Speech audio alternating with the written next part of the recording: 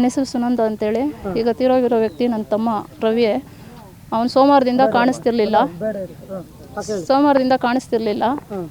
3-4 ದಿವಸ ಅವ್ರ ಬೆಸ್ಕಾಂ ಕಂಪ್ನಿಯಲ್ಲಿ ಕೆಲಸ ಮಾಡ್ತಿದ್ದ ಅವನು. ಚಂದ್ರು ಅನ್ನೋರು ಅವ್ರ ಜೊತೆಗೆ ಹೋಗ್ಬಿಟ್ಟು ಯಾವಾಗಲೂ ಕೆಲಸಕ್ಕೆಲ್ಲ ಕರ್ಕೊಂಡು ಹೋಗೋರು. ಅವನ್ನ ಇವಾಗ ಕಾಣಿಸ್ತಾ ಇರೋದಕ್ಕೆ ಅವರು ಫೋನ್ ಮಾಡಿ ಇಲ್ಲ ಮನೆ ಹತ್ರ ಹೋಗ್ಬಿಟ್ಟು ವಿಚಾರಿಸಿದ್ದಕ್ಕೆ ಇಲ್ಲ ನನಗೆ ಗೊತ್ತಿಲ್ಲ ಆ ಥರನೇ ಹೇಳ್ಕೊಂಬಂದವ್ರೆ. ಆಮೇಲೆ ನಮ್ಮ ತಮ್ಮ ದೊಡ್ಡ ತಮ್ಮ ಗಂಗರಾಜು ಅಂತೇಳ್ಬಿಟ್ಟು ಅವನು ಹೋಗಿ ಕಂಪ್ಲೇಂಟ್ ಕೊಟ್ಟವನೆ. ಕಂಪ್ಲೇಂಟ್ ಕೊಟ್ಟೋದನ್ನು ಅವ್ರು ಚಂದ್ರು ಅವ್ರನ್ನ ಕರ್ಕೊಂಡೋಗಿ ಪೊಲೀಸ್ ಸ್ಟೇಷನಲ್ಲಿ ಎಂಕ್ವೈರಿ ಮಾಡಿದಾಗ ಈ ಥರ ಎಲ್ಲ ಆಗೈತೆ ಅಂತೇಳ್ಬಿಟ್ಟು ಇಲ್ಲಿ ಸ್ಪಾಟಿಗೆ ಬಂದು ಸಾಯಿಸಿರೋದು ಮತ್ತು ಈ ಥರ ಎಲ್ಲ ತೋರಿಸವ್ರೆ. ಈಗ ಇಲ್ಲಿ ಬಂದುಬಿಟ್ಟು ಅವರು ಕಂಬದಿಂದ ಬಿದ್ದೋಗಿರ್ಬೇಕಾದ್ರೆ ಅವ್ನು ಏನೇ ಆಗಿದ್ರು ಅವ್ರ ಮನೆಗೆ ಇನ್ಫಾರ್ಮ್ ಮಾಡಬೇಕಾಗಿತ್ತು, ಅವ್ರು ಇನ್ಫಾರ್ಮ್ ಮಾಡಿಲ್ಲ. ಹಂಗಾಗಿ ಅವರೇ ಏನೋ ಮಾಡಿರ್ಬೋದು ಅಂತೇಳ್ಬಿಟ್ಟು ನಮ್ಮ ಅನುಮಾನ ಐತೆ. ಅದಕ್ಕೆ ನ್ಯಾಯ ಸಿಗಬೇಕು ಅಷ್ಟೇ. ಈಗ ಚಂದ್ರಕುಮಾರ್ ರವಿನ ಯಾವತ್ತು ಕರ್ಕೊಂಡೋಗಿದ್ದು? ಸೋಮವಾರ ಬೆಳಗ್ಗೆ. ನಿಮಗೆ ಯಾವಾಗ ಮಾಹಿತಿ ಗೊತ್ತಾಗಿದೆ? ನಮ್ಗೆ ಮಾಹಿತಿ ಗೊತ್ತಾಗಿದೆ. ನಾವು ನಮ್ಮದು ದೊಡ್ಡಬಳ್ಳಾಪುರದವ್ರು ಸರ್ ನಾವು. ನಮ್ಗೆ ಗೊತ್ತಾಗಿದ್ದು ಇವತ್ತೇ. ಇಲ್ಲಿ ನಮ್ಮ ಅಣ್ಣವ್ರಿಗೆ ನನ್ನ ತಮ್ಮವ್ರಿಗೆ ಎಲ್ಲರಿಗೂ ಗೊತ್ತಾಗೈತೆ. ಅವರೆಲ್ಲನೂ ಹುಡುಕ್ತಾ ಇದ್ರಂತೆ, ಸಿಕ್ಕಲಿಲ್ಲ.